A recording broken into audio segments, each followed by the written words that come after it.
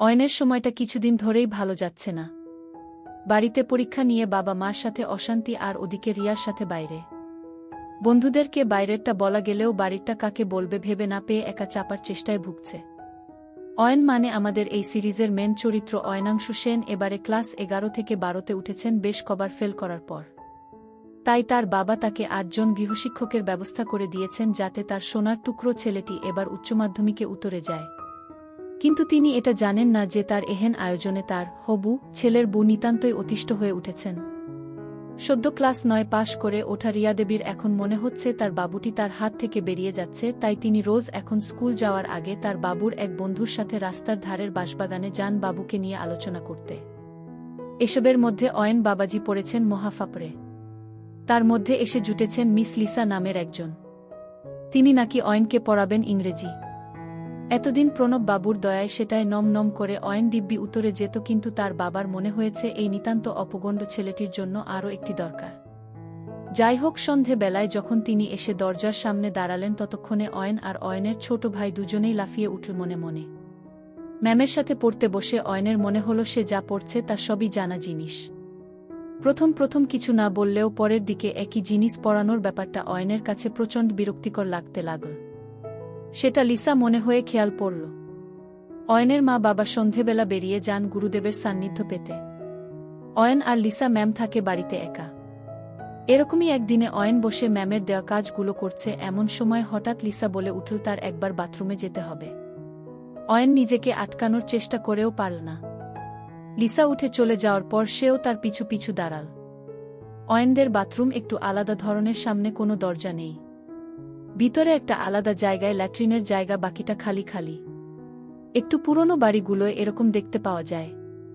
Lisa সোজা ভিতরে ঢুকে গেলে অয়নের দেওয়ালের সাথে নিজেকে সাটিয়ে দাঁড়িয়ে দেখতে লাগল। চোখের নিমেষেই অয়ন তার চোখের সামনে এরকম কিছু দেখে কেমন যেন একটা করে উঠল। লিসার বয়স বড়জোর 24 কিংবা 25। অয়ন চট করে ফোনটা বার করে ভিডিও করতে লাগল। লিসা ফিরে আসছে দেখে অয়ন টুক করে কেটে পড়ে ঘরে এসে বাধ্য ছেলের মতো বসে পড়ল। লিসা এসে বাকি পড়িয়ে চলে যাওয়ার পর অয়ন ফোনটা বার করে বসল হাতের কাজ করতে। লিসার বাইরে বেরিয়ে মনে পড়ল আজকে ফিস দিয়েছিল অয়ন, সেটা নেওয়া হয়নি। দরজা এমনি বাইরে থেকে দেওয়া আর নাড়াতে ব্যস্ত অয়নের না আটকানোয় লিসা সোজা ঘরের পাশে এসে দাঁড়াল। জানলা দিয়ে খাটের দিকে চোখ পড়তে থমকে গেল। বাবা কি বড় এইটুকু ছেলেটার, মনে মনে বলে উঠল। কিন্তু নিজের সাথকে সামলে বাইরে থেকে ডাকল অয়নের নাম ধরে। অয়ন চমকে উঠে ছিটকে গিয়ে সামলে নিয়ে ভয়ে ভয়ে জবাব দিল, হ্যাঁ দিদিভাই বলুন। একটু আসব।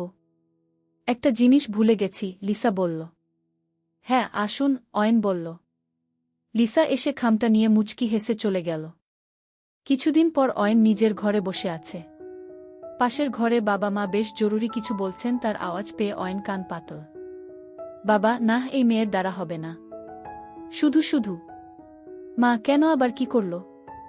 বাবা, সুভাষ বল এ নাকি কাজের এদিকে এবারের ইউনিটেও বাবু ধেরিয়েছে। ভাবছি এই মাসটা বলে ছাড়িয়ে দেব। ওই প্রণবাবুই থাক। মা, আচ্ছা যা ভালো বোঝ। বাবুকে একবার জিজ্ঞেস করো। ও অয়ন আর কিছু বলল না। এমনিও তার খুব একটা লাভ তার হয়নি, তাই কি হলো না হল তাতে তার কিছু এসে যায় না। সেদিন পড়াতে এসে লিসার মুখ ভার। অয়ন বুঝল বাবা তাকে কথাটা বলেছেন। লিসা তার দিকে তাকিয়ে বলল, একটা কথা বলবো তোমাকে। অয়ন বলল, হ্যাঁ বল। তোমার কি আমার কাছে পড়তে ভালো লাগে না? কেন? আজকে তোমার বাবা বলেছেন এ মাস পড়িয়েছে ছেড়ে দিতে। আমার এই টিউশনটা খুব জরুরি। তুমি একবার বল যে আমার কাছে পড়তে ভালো লাগে না। না, তা না আসলে মাথায় থাকে না কিছু, যা পড়ি ভুলে যাই। তুমি একবার বলবে? তাহলে এটা যাবে না। আমি আর বলে কি করব? একবার বল না। যা বলবে তাই করব। যা বলবো তাই। বিশ্বাস হচ্ছে না? আচ্ছা চোখ বন্ধ করো। মানে? করোই না। অয়ন চোখ বন্ধ করল। তারপর লিসা যেটা যে কাজ করল, অয়ন নিজেকে বিশ্বাস করতে পারছে না। লিসার সাথে বেশিক্ষণ পারল না অয়ন। অল্পক্ষণের মধ্যে এলিয়ে গেল। লিসা অয়নের উপর শুয়ে বলল, এবার বলবে তো? অয়ন একবার মাথা নাড়ল। এই তো লক্ষ্মী ছেলে, বলে লিসা খিল খিল করে হেসে উঠল। পরদিন সকালবেলা বাবা অফিস বেরিয়ে যাওয়ার পর মায়ের কাছে গিয়ে দাঁড়াল অয়ন। মা পিছন না ফিরেই জিজ্ঞেস করলেন, কিরে বাবু, কিছু বলবি? অয়ন আস্তে আস্তে বলল, হ্যাঁ, আসলে সেদিন তোমরা বলছিলে দিদিভাইকে ছাড়িয়ে দেবে। মা বললেন, হ্যাঁ, আমি কিছু বলিনি, যা বলার তোর বাবাই বলেছেন। কেন, তুই কি চাস? প্রণব বাবুর ব্যাচে অনেক লোক, ঠিক করে বুঝতে পারি না, তার চেয়ে দিদিভাই বাড়ি এসে দেখিয়ে দেয়, সেটা তাও একটু বুঝতে পারি। আর এবারের ইউনিটে তো সবাই খারাপ করেছে, সুধাও কম পেয়েছে বলে অয়ন থামল। অয়নের মা কিছুক্ষণ থেমে তারপর বললেন, আচ্ছা তুই এখন যা, আমি কথা বলে দেখব। অয়ন নিজের ঘরের দিকে যেতে যেতে মনে মনে ভাবতে লাগল, এবার লিসাকে কতভাবে কাজ করা যায় সেটা ভাবতে হবে। লিসাকে এবার থেকে তার হাতের পুতুল বানাতে হবে। রিয়ার দৌলতে অয়নের কাজের হাতে ক্রি হয়ে গেছে, আর ব্যাপারগুলো বোঝেও। বিকেলে স্কুল থেকে ফিরে এসে মাঠে গিয়ে দেখল রিপন বসে আছে। অয়ন বেছে বেছে তার পাশের জায়গাটায় বসল। তারপর বাকিদের হাতের ইশারা করতে তারা একটু সরে গেল। বয়সে কিছু বড় আর বর্ষর চেহারার জন্য অয়নের এদের মধ্যে নেতা গোছের একটা ভাব আছে। তারপর রিপনকে সোজা জিজ্ঞেস করল, কিরে, আমার গার্লফ্রেন্ডকে শেষে বাঁশবাগানে নিয়ে যাচ্ছিস? রিপন প্রথমে ব্যাপারটা বুঝতে না পেরে একটু তাকিয়ে রইল, তারপর অয়নের দিকে তাকিয়ে বলল, নাহ, কি বলছিস ভাই, আমি কিছু করিনি। এসব বলতে বলতে সামনে বাপ্পা এসে দাঁড়াল। বাপ্পা হচ্ছে অয়নের বয়সী, দুজনে একসাথে বড় হয়েছে। বাপ্পা বাবার ঝেড়ে কলকাতা থেকে একটা পাঞ্চার কিনেছে নতুন। সেটা একবার বিকেলের আলোয় ঝলসিয়ে বলল, ভাই সত্যিটা বলে দে, না হলে অনেক ঝামেলা আছে। এবার রিপন কেঁদে ফেল, বাপ্পা, অয়ন ভাই ছেড়ে দে, ভুল হয়ে গেছে ভাই, আর কখনো হবে না। ভাই, রিয়াই আমাকে ডাকতো আর বলতো তুই নাকি অন্য কাউকে কাজ করে দিচ্ছিস, তাই আমাকে দিয়ে কাজ করিয়ে নিয়ে বদলা নেবে। আচ্ছা তাই নাকি? বাপ্পা বলল। হ্যাঁ ভাই, আমি আর কিছু জানি না, আমাকে ছেড়ে দে। আচ্ছা তুই যা, আর কোনো কিছু পাল্টাবি না, যেমন চলছে চলুক। রিপন উঠে প্রাণপণে দৌড় দিল। বাপ্পা তাকে দেখে খানিক হেসে অয়নের দিকে তাকিয়ে বলল, কি করবি এবার? অয়ন বলল, জানি না ভাই, তবে ওকে কাজ করে না দিলে শান্তি হবে না আমার। তারপর বিকেলের আড্ডা শেষ করে বাড়ি এসে দেখল লিসা বসে আছে তার ঘরে, আর বাবা মা বেরিয়ে যাচ্ছেন। অয়ন হাত পা ধুয়ে ঘরে ঢুকতে লিসা তাকে ধরে বলল, ধন্যবাদ। অয়ন বলল, না, এরকম ভাবে তো হবে না ম্যাডাম। লিসা বলল, মানে?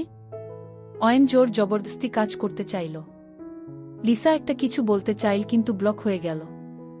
লিসা একটা হাতে অয়নের হাতটা ধরে বলল, না, এটা ঠিক না। লিসা ছাড়াবার প্রাণপণ চেষ্টা করছে আর মুখে বলে যাচ্ছে, অয়ন থামো, না, তোমার মা বাবা জানতে পারলে কি হবে?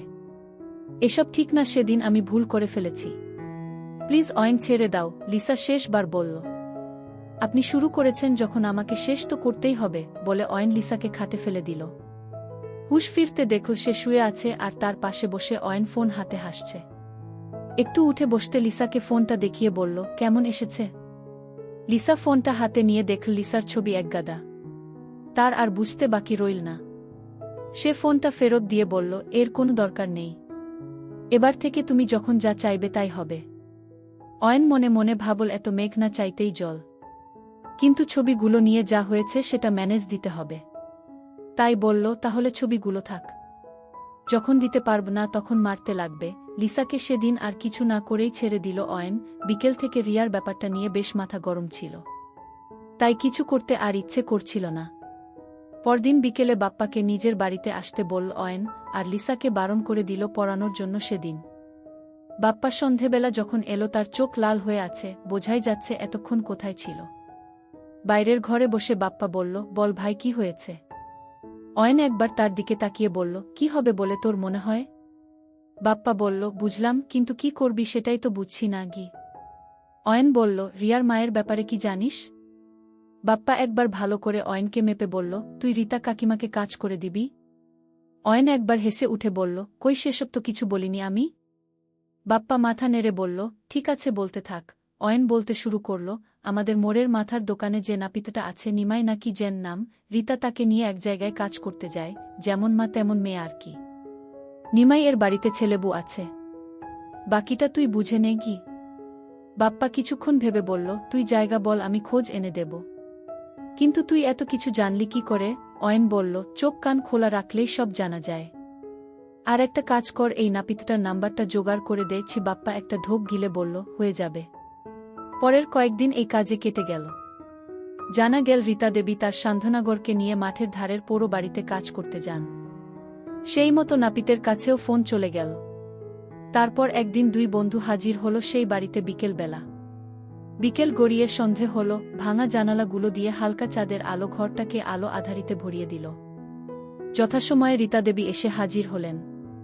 সেই আবছা আলোতেই ডাকলেন, কি নিমাই, কই তুমি? সাথে সাথে তার পিছন থেকে দুটো পুরুষ্ট হাত এসে ধরল।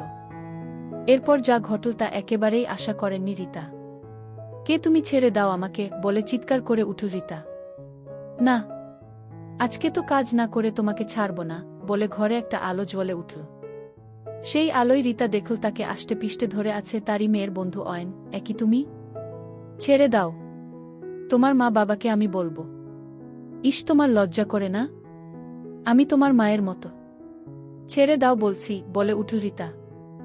আমার মা আপনার মতো অন্যকে দিয়ে কাজ করিয়ে নেয় না, তাই ভুলেও ও কথা বলবেন না। তারপর সোজা খুতুইকিতে নেমে এসে বলল, আমরা তোর আর তোর নাগরের সব কাণ্ড প্রমাণ নিয়ে রেখেছি। যদি তুই কিছু করিস এই গোটা মাধবপুরের লোকে তা টিভিতে দেখতে পাবে। সেটা কি চাস? না, এরকম কর না, আমার এরকম সর্বনাশ কর না, বলে শেষ চেষ্টা করল রীতা। কিন্তু তাতে কোনো কাজই হল না। অয়ন ধাক্কা দিয়ে রীতাকে মাটিতে ফেলে দিল। বাপ্পার দিকে তাকিয়ে বলল, তোকে কি আমি ওখানে দাঁড়িয়ে হাতের কাজ করতে বলেছি? বাপ্পা ইশারা পেয়ে এগিয়ে এলো। দুজন মিলে একসাথে কাজ শুরু করে দিল। বাপ্পা বলল, এটা তো হলো, এবার? অয়ন ক্লান্ত গলায় বলল, এটাকে আগে বাড়ি নামিয়ে দিয়ে আয়, তারপর একে এর মেয়ের সাথে একসাথে কাজ করে দিব। তবে আমার নাম অয়ন সেনগু। কথাটা শুনে রীতার যত না বেশি ঘেন্না লাগল তার চেয়ে বেশি একটা আনন্দ তাকে ভরিয়ে দিল। অয়ন রীতাকে বাপ্পার বাইকে তুলে নিজে সাইকেল নিয়ে বাড়ির দিকে এগোল। পরের দিন স্কুলে যাওয়ার পথে রিয়ার সাথে দেখা হল। স্বাভাবিক কথা ছাড়া আর অন্য কোনো কথা হল না। স্কুলে গিয়ে বাপ্পার সাথে দেখা হওয়ার পর বাপ্পা আর সে হেসে কাটিয়ে দিল কিছুটা। তারপর জিজ্ঞেস করল, কাল নামাতে গেলি কি হল? ওর সারা রাস্তা আর চলার অবস্থায় ছিল না, বলে বাপ্পা একবার পাশে তাকাল। পাশ কখন সুধা এসে দাঁড়িয়েছে সে খেয়াল দুজনের কেউই করেনি। দুজনে সে বিষয়ে খেয়াল না করে যে যার কাজে চলে গেল। বিকেলে ফিরে আজকে লিসার কথা মনে পড়ল। বাড়ি ফিরতে লিসা ঘর থেকে এসে ধরল অয়নকে। তার কিছুক্ষণের মধ্যেই দুজনের জামা কাপড় মাটিতে পড়ে রইল। তারপর ওয়াশরুমের দিকে গেল। বাথরুমে লিসা বসল আগে। তারপর অয়ন। কি ব্যাপার অয়ন বাবু? সেদিন পর থেকে আজকে বেশ ক্লান্ত লাগছে, জিজ্ঞেস করল লিসা। তোমাকে দেখিনি তাই, অয়ন বলল। থাক হয়েছে, অত প্রেম দেখাতে হবে না। তাই এতদিন কত মিস করেছি তোমাকে বলতে পারবো না, আজকে পুরো শেষ করতে হবে। আচ্ছা, এখন শুধু দুজনের হাঁপানির আওয়াজ আর বাইরে সদ্য বৃষ্টির শব্দ শোনা যেতে লাগল। কিছুক্ষণ পর অয়ন পাশে তাকাল। লিসা তার দিকে তাকিয়ে আছে। তার ঠোঁটের একপাশ দিয়ে অয়নের পুরুষত্বের প্রমাণ গড়িয়ে পড়ছে। সরি, অয়ন লিসার চুলে হাত বোলাতে বোলাতে বলল। কেন? লিসা জিজ্ঞেস করল। বড্ড বেশি রাফ হয়ে গেছিলাম। তোমার কষ্ট হয়েছে? না, একটুও না। শেষে একটু শ্বাস নিতে অসুবিধা হচ্ছিল, কিন্তু তুমি আমাকে আজকে যা তৃপ্তি দিয়েছ তার জন্য এইটুকু সহ্য করতে আমার অসুবিধা নেই, বল লিসা। লিসা রানী, এই তো সবে শুরু, এখনো সারা রাত আছে। আচ্ছা, এই বয়সেই এত? চল ফ্রেশ হয়ে খেয়ে নি, তারপর দ্বিতীয় রাউন্ড হবে গু। আচ্ছা, বলে লিসা উঠে বাথরুমের দিকে পা বাড়াল। সন্ধেতে খাবার অর্ডার দিয়ে এনে নিয়েছিল, সেটা প্লেটে ঢেলে তারপর বাপ্পাকে দিয়ে আনানো একটা দামি বিদেশি লাল পানির বোতল থেকে কিছুটা দুটো গ্লাসে ঢেলে বসল অয়ন। লিসা বাথরুম থেকে বেরিয়ে এসে দাঁড়াল অয়নের সামনে। অয়নের চোখের পাতা পড়ল না। কি অসাধারণ সুন্দরী লিসা! লিসা এগিয়ে এসে তার পাশের চেয়ারটা টেনে বসতে যেতে অয়ন তাকে বাধা দিল। কি আমাকে বসতে দেবে না? লিসা করুণ মুখ করে অয়নকে বলল। না, ওখানে না সুন্দরী, এখানে, বলে নিজের কোলের দিকে দেখাল। লিসা একবার হেসে অয়নের কোলে বসল। তাতে আলাদাই অনুভূতি হল অয়নের। এবার লিসা অয়নকে জিজ্ঞেস করল, আর কাকে কাকে কাজ করে দিয়েছ বলো শুনি। আর সেরকম কেউ নেই, একজন ছিল কিন্তু এখন ঘেটে গেছে সব। আচ্ছা বল শুনি। কেন এত উৎসাহ কিসের? অয়ন একটু বিরক্ত হয়ে জিজ্ঞেস করল। বাহরে, যার সাথে এত কিছু করছি তাকে এটুকু জানব না? আচ্ছা বলছি, বলে অয়ন তাকে রিয়ার কথা বলল। তোমারটা বল এবার, লিসাকে বলল অয়ন। আচ্ছা, বলে লিসা বলতে শুরু করল। লিসার প্রথম হাতেখড়ি তার মামাতো দাদার সাথে। তার দাদা যখন এখানে পড়তে আসে কলেজে তাকে ১৬ বছর থেকে টানা ২ বছর কাজ করে দিয়েছে। তারপর চাকরি পেয়ে চলে গেলেও বোনের খিদে সেই যে জাগিয়ে দিয়ে গেছিল তা আর থামেনি। তারপর একটা বয়ফ্রেন্ড থাকলেও ঠিক পোষায়নি লিসার। আগে এক জায়গায় পড়াতো কিন্তু সেখানে ছাত্রের বাবা তাকে একা পেয়ে জোর করে কাজ করতে চেয়েছিল বলে পালিয়ে এসেছে। অয়ন তাইতে বলেছিল, কেন দিতেই তো পারতে। নাহ, এই মোটা লোক। কিছু নেই। নাহ, পারব না, লিসা উত্তর দিয়েছিল। আচ্ছা তাই বল, আমি ভাবলাম আবার এরকম অফার ছেড়ে দিলে কেন? তা এখন আমার সাথে আর কারটা? আর কারোর না। তোমার ওইটার প্রেমে পড়ে গেছি আমি। ওইটাটা কি? অয়ন বলল। লিসা অয়নের কানের কাছে এসে ফিসফিসিয়ে বলল, তোমার বাবুর। থাক, আর লজ্জা পেতে হবে না, অয়ন বলল। এরপর খাবার শেষ করে লিসাকে নিয়ে নিজের ঘরের দিকে এগোল। ঘরে আসতেই রোম্যান্টিসিজমের পতন ঘটল বাপ্পার ফোনে। অয়ন একবার ফোনটার দিকে তাকিয়ে বিরক্তভাবে দেখে লিসাকে বলল, ১ মিনিট দাঁড়াও। বাইরে এসে রিসিভ করতেই উল্টো দিকে বাপ্পার গলা। একটা কাজের মাঝে ছিলাম তো দিলি পিন্ডি মেরে, অয়ন বলল। মানে? আজ আবার কি কাজ? আমি তো তোকে ফোন করছিলাম আজকে আসতে এখন। কাকু কাকিমা তো নেই, বাপ্পা বলল। নাহ, পারব না। কাজে আছি। কি করছিস বলতো? পরে বল, এখন রাখতো। ঠিক আছে। রিপনের ব্যাপারে একটা খবর ছিল। কি খবর? নাহ, তুই তো কাজের মধ্যে আছিস, না বল কি খবর। ও রিয়াকে সব উগরে দিয়েছে। মানে? মানে হচ্ছে রিয়া জানে যে তুই জানিস রিপন ওকে কাজ করে দিচ্ছে। আচ্ছা, ভালোই তো হলো, আমারই কাজ এগোল। কি বলছিস? তোর কি প্ল্যান আমার মাথায় ঢুকছে না। যাই হোক, রাখি, এখন পরে কথা হবে বলে বাপ্পা ফোনটা কেটে দিল। অয়নের মনে মনে রাগও হল, খুশিও হল। তারপর ঘরে ঢুকে দেখে লিসা তার আসার জন্যে উদ্গ্রীব হয়ে খাটের একদিকে বসে। তার চোখগুলো বেশ লাল, চেহারায় হালকা ঝিম। লাল পানির নেশা ভালোই চড়েছে। অনেক দিন পর আজকে লিসা নিজের মনের মতো তৃপ্তি পেয়েছে। তাই ঘুমের মধ্যেও তার মুখের হাসি লেগে রইল। অয়ন এক হাতে ফোনটা নিয়ে লিসার সব ছবিগুলো ডিলিট করে দিল। তারপর আজকে সেগুলোর জায়গা নীল দুজনের একসাথে কাটানো এই সুন্দর সময় আর ঘুমন্ত লিসার ছবি। সকালে ঘুম ভাঙল লিসার জড়ানো গলার ডাকে। কালকে দুজনেই দুজনের অবস্থা খারাপ করে দিয়েছে। লিসার হাঁটতে অসুবিধা হচ্ছে আর অয়নের সারা পিঠ ঘাড়ে কাটার দাগ। সেগুলো দেখিয়ে লিসা বলল, সরি, আমি খুব খারাপ, তোমাকে এরকমভাবে কেটে দিয়েছি। অয়ন হেসে বলল, নাহ, এসব তো তোমার সুখের প্রমাণ। চল আজকে একসাথে শেষবার স্নান করেনি। চল বলে লিসা এগোতে গেল, কিন্তু অয়ন তাকে ধরে নিয়ে পাজাকোলা করে তুলে নিয়ে গিয়ে বাথরুমে বসাল। গোসল সেরে দুজনে শেষ বিনিময় করে চলে গেল। বাপ্পা উল্টো দিকের রাস্তায় দিয়ে যেতে যেতে পুরোটা দেখল। তারপর লিসা কিছুটা এগিয়ে যেতে এসে অয়নের দরজায় নক করল। অয়ন একটু অবাক হয়ে গেল ব্যাপারটায়। তারপর দরজা খুলে সামনে বাপ্পাকে দেখে বলল, কিরে, কি ব্যাপার, তুই এখানে? হ্যাঁ, কেন? আজকাল মেয়ে নিয়ে রাত কাটাচ্ছিস আর আমি এলেই অবাক। বাপ্পা কিছুটা শ্লেষ নিয়েই বলল কথাটা। আরে না, ভিতরে আয় বলে ভিতরে এসে দরজাটা বন্ধ করে দিয়ে নিজের ঘরের ড্রয়ার থেকে প্যাকেট বার করে এসে বসে ক্রাশ করতে লাগল। বাপ্পা বলল, এবার বল, কি বলিসনি আমাকে? আস্তে ধীরে খোকা, আগে হাতের কাজ শেষ করি বলে অয়ন জয়েন্ট বানানোয় মন দিল। জয়েন্ট হয়ে যেতে বাবার নামে একটা টান দিয়ে শুরু করল। এতদিন লিসার সাথে যা যা হয়েছে সব বলল তাকে, শুরু থেকে শেষ। বাপ্পা নিজে পুরোটা শুনল। তারপর বলল, বাব্বাহ, তুমি তো আলাদাই লেভেলে চলে গেছো গুরু। অয়ন একবার হাসল, তারপর বলল, কালকে রিপনকে নিয়ে কি বলছিলি বল, এবার পরিষ্কার করে গি। বাপ্পা জয়েন্টে একটা লম্বা টান দিয়ে বলল, কালকে ওকে ধরেছিলাম আমি আর অয়নান্ত বিকাশপল্লীর কাছে। ধরে একটু ধাতানি দিতে সেই কান্নাকাটি শুরু করে দিল। বলেছে নাকি রিয়াকে সব কিছু বলে দিয়েছে। আমি তাইতে বলেছি তুই ফোন করবি। অয়ন বলল, তাহলে আর কি লাগা ফোন? এখন? হ্যাঁ, তা নয়তো কখন? আচ্ছা। ফোনটা বেশ কয়েকবার রিং হয়ে তারপর তুল রিপন। হ্যালো, কে? জিজ্ঞেস করল সে। তোর বাপ বলছি রে। চিনতে পারছিস? বাপ্পা বলল। আরে বাপ্পাদা, নাহ, মানে ঠিক বুঝিনি। গলাটা কেঁপে গেল রিপনের। হ্যাঁ, তা বলছি অয়ন তোর সাথে কি কথা বলবে দেখতো বলে ফোনটা এগিয়ে দিল তার দিকে। বলছি রিয়ার কি খবর? কবার হয়েছে? অয়ন জিজ্ঞেস করল। এই না না, আমি কিছু করিনি। তারপর আর? তবে একটা জিনিস, ও খুব ক্ষেপে আছে। আজকে আমাকে ওর বাড়িতে ডেকেছে, না গেলে নাকি আমার মাকে সব আমাদের ছবি দেখিয়ে দেবে। কিছু কর, আমাকে বাঁচাও, খুব করুণ গলায় আস্তে আস্তে কথাটা বল রিপন। আচ্ছা তুই এখন রাখ, দেখছি কি করতে পারি, বলে অয়ন ফোনটা রেখে দিল। স্পিকারে থাকায় বাপ্পা সবটাই শুনল। তারপর অয়নকে জিজ্ঞেস করল, ব্যাপারটা একটু বেশিই বাড়াবাড়ি হয়ে গেল না? অয়ন উত্তর দিল, রিপন আমার পাশের বাড়ির ছেলে, ওকে চিনি আমি। তোর গার্লফ্রেন্ডকে কাজ করে দেবে নিজে থেকে, এত দম ওর নেই গে। কি করবি? রিয়া যদি ফাঁস করে দেয় তাহলে ওর এখানে টেকা দায় হয়ে যাবে। সময় হয়ে গেছে ওর খিদে ভালো করে মেটানোর, অয়ন বলল।